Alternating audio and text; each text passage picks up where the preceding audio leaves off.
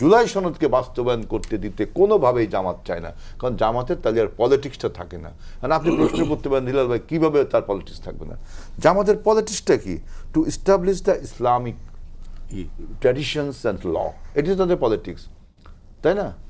তারা তো সরে আসছে সেখান থেকে, তারা বলছে যে আমরা শরিয়া আইন করবো না। তাহলে ইসলামিক রাজনীতি করবেন, ইসলাম প্রতিষ্ঠা করবেন, শরিয়া আইন করবেন না, আপনি নদীতে নেমে কোনো আমি গায়ে পানি লাগাবো না, এরকম একটা কথা না। ইসলামিক দল করেন, আপনি ইসলামকে প্রতিষ্ঠা করবেন, আপনি বলছেন আমি শরিয়া আইন করব না। শরিয়া আইন হলো ইসলামের মূল একটা প্রিন্সিপাল, যে আপনাকে শরিয়া আইন অনুযায়ী জীবনযাপন করতে হবে, রাষ্ট্র, সমাজ, আইন, অর্থনীতি সব। কিন্তু আপনি বলছেন না আমি এটা করবো না।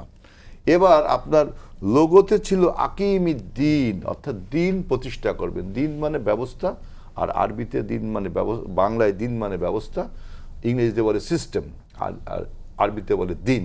তো আকিমিদ্দিন মানে আকিম মানে প্রতিষ্ঠা করা, আমি দিন প্রতিষ্ঠা করব, সেটাও মুছে ফেলেছেন। তাহলে আপনি দিনও প্রতিষ্ঠা করবেন না, শরিয়া আইনও করবেন না।